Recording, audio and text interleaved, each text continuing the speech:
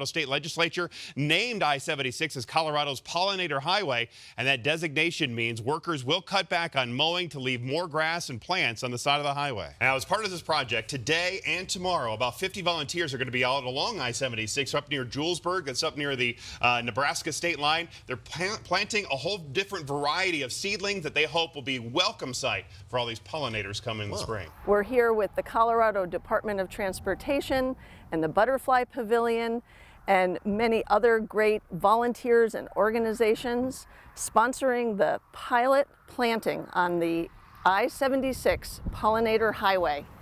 We would break up into 3 teams starting on eastbound I-76 at mile marker 179, 180, 181. I'm Mike Banovich, landscape architect with the Colorado Department of Transportation. I envision CDOT using volunteers to help us hand plant the roadsides with tubulings or seed. We have a short staff. We're a staff of 3 in Environmental Programs Branch. Our landscape architecture headquarters section is just 3 of us, Mike Banovich, Greg Fisher, and myself, and we're all licensed landscape architects in Colorado. And the volunteers were very instrumental in this project. It was a hand seeding effort. The first priority for developing a seed mix was to make sure that, first of all, the seed or the plants were native to Colorado. That's the most important thing. And then the second step is to make sure that they're native to this ecosystem. We had seed companies donate seed that were a flower mix, and that was amazing. We had groups pull together and get money and be able to buy seed or to pay for a service to do seeding along a highway. So our efforts really have to be magnified through volunteer efforts, and fortunately we were just very blessed to have partnerships with so many great local agencies and local private groups. You get the chance to be outdoors in the fresh air. That part is really great. You get to meet other people that are interested in conservation and making that positive difference.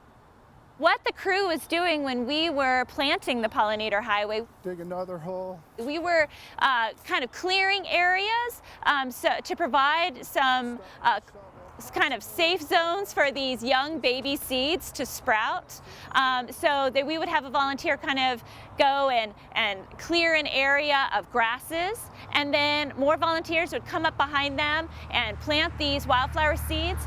So you'll take 1 spoonful of that, you can rip that. Planting in October means that they had the benefit of that fall and winter precipitation that really helps our native prairie species establish. So once folks kind of planted that seed, they covered it very lightly, patted it down, and then we kind of moved on to the next spot. The Pollinator Highway project is really exciting because it can bring in sponsors, it can bring in volunteers. There's great potential for funders to bring in funding for purchasing seed, purchasing food for volunteers. And we think that this sort of outreach is really significant. It's a way that people can be involved in this project and really enjoy the action that they are taking in their areas along their highways.